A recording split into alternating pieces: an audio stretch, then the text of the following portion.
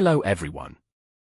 In this video we'll continue to share our experiences and insights from our spring trip to Bavaria, Germany, and Austria.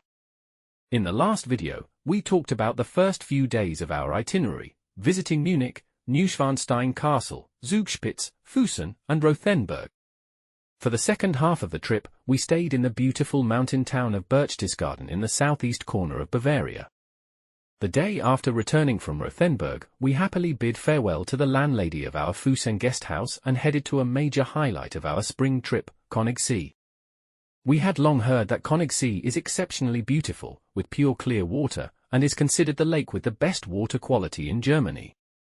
We arrived at Königssee around noon, and bought tickets to Salzburg to see the most beautiful Obersee lake first. The plan is the way back, we can then stop at the St. Bartholomew stop, the church with the onion dome, for a visit. We didn't book tickets in advance because the timing of our drive from Füssen was uncertain and it was not yet peak tourist season, so the risk was low. However, it's advisable to book in advance during the summer. There were actually quite a few tourists that day, but there were also many boats. We queued up to board and, following the advice from travel guides, sat on the right side for better views. Under the blue sky and white clouds, the lake's clear water, the green mountains on both sides, and the snow-capped peaks in the distance formed a picturesque scenery. The small boat moved slowly, as if we were traveling inside a painting.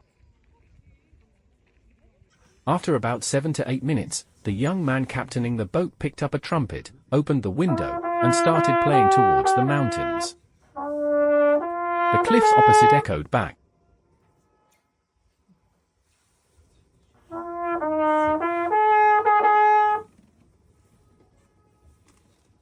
After playing, he took out a small hat for tips. So, prepare a few coins to add some earthy touch to the fairyland-like scenery. After about 50 minutes, the ferry arrived at the final stop, Salzburg. From here, a 15-minute walk brought us to the edge of the Obersee lake. This small wooden cabin is a popular photo spot, where you can look across the lake to the milk hut on the southern shore. The scenery is indeed beautiful. You can walk along the path on the right side of the Obersee lake to the milk hut, which takes about 45 minutes. If you have time, it's worth the walk to enjoy the scenery along the way.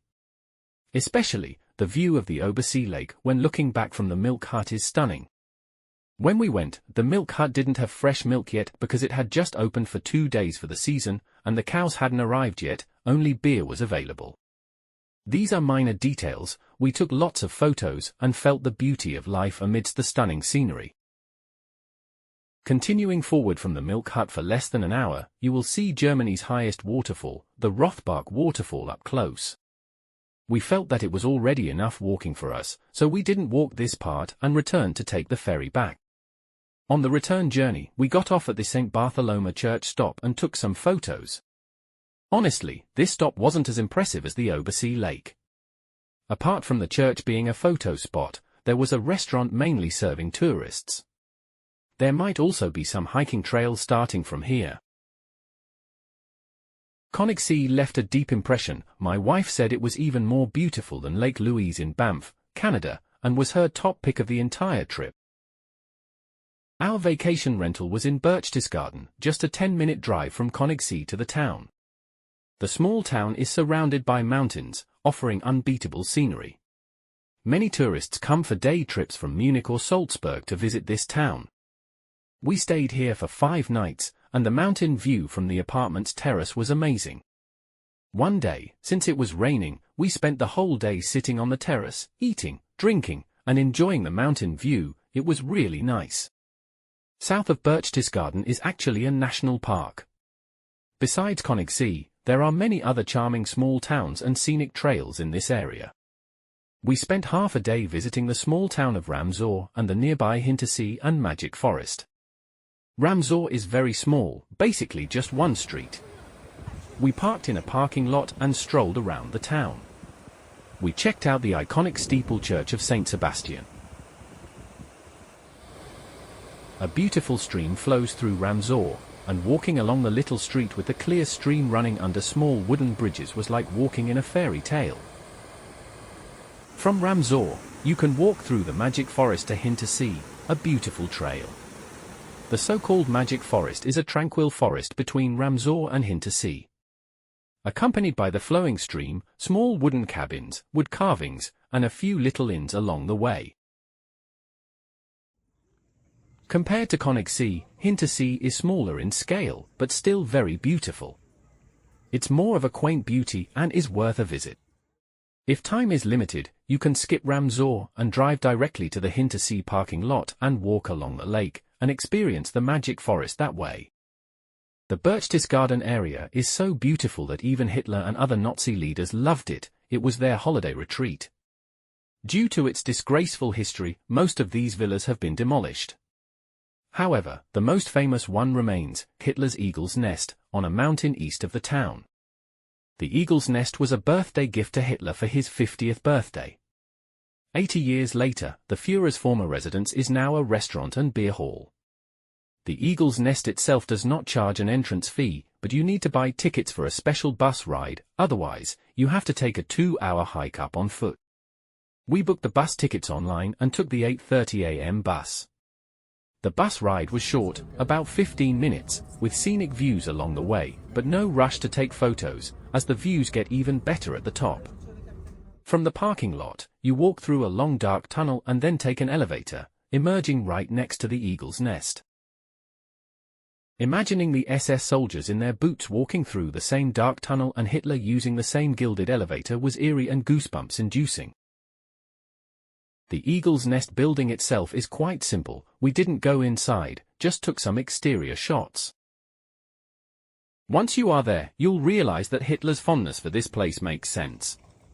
The Eagle's Nest backs onto a high mountain to the east. The other 3 sides offer unbeatable panoramic views. To the south, you can see Königssee in the distance. The morning mist hadn't completely lifted, making it quite enchanting. Many locals hike the trails to the mountains behind. And after taking in all the scenery, we descended the mountain. The Eagle's Nest is a must-visit spot, with breathtaking mountain views. Plus, the mysterious history behind the mountain scenery adds to its appeal for both ladies and gentlemen. On our second day staying in Berchtesgaden, we visited what's claimed to be Europe's most beautiful town, Hallstatt, in Austria. We set off early at 8 in the morning and arrived in Hallstatt around 9 o'clock to catch the best lighting at the northern photo spot. The light is best in the morning. At noon, it's backlit, and in the afternoon, the light is blocked by the mountains. The town is small, and it takes just about 12 to 13 minutes to walk from the southern parking lot to the northern photo spot. The town is indeed charming, like something out of a fairy tale. With its steeple church, colorful, exquisite houses, the tranquil Hallstatt lake, and surrounding mountains, it's a perfect blend of nature and culture. It's another one of those places where any casual photo with a smartphone looks like a postcard. After taking photos, we headed back south to take the cable car up to the Skywalk observation platform. From the Skywalk, you can admire the town from above, trading the colorful, intricate details of a close view for the magnificent landscape from a distance. Continuing up from the Skywalk platform, there's a salt mine that you can visit, but it takes about 2 hours. We were lazy and didn't visit the salt mine. Instead, we found a cafe by the lake with a great view, and had some pizza, coffee, and dessert, leisurely spending half the afternoon. Another interesting place near Berchtesgaden is called Rossfeld Panarama Strasse. It's a scenic road that winds up the mountain, with viewing points along the way. At the top, there's a large parking lot. A small ridge there sits right on the German-Austrian border.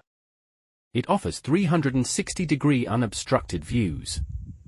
Looking southwest, you can clearly see the Eagle's Nest and the mountain behind it.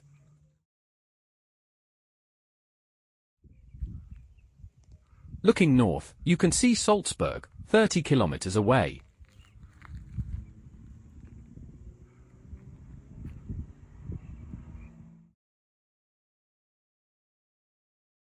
To the east are Austrian landscapes and towns, as well as the Salzach River winding towards Salzburg.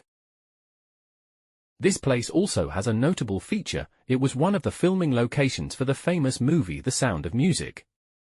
The scene where the Von Trapp family escapes over the mountains at the end of the movie was shot on this ridge. Speaking of the sound of music, during our stay in Berchtesgaden, we also visited Salzburg in Austria. It's the location for the film's outdoor scenes. There's a lot to cover, so we'll save that for the next video. Alright, that's it for today's video. In the next video, we'll talk about Salzburg, the Munich residence, and the food and other highlights of our trip. Thank you for watching. If you enjoyed the video, please subscribe, like, comment, and share.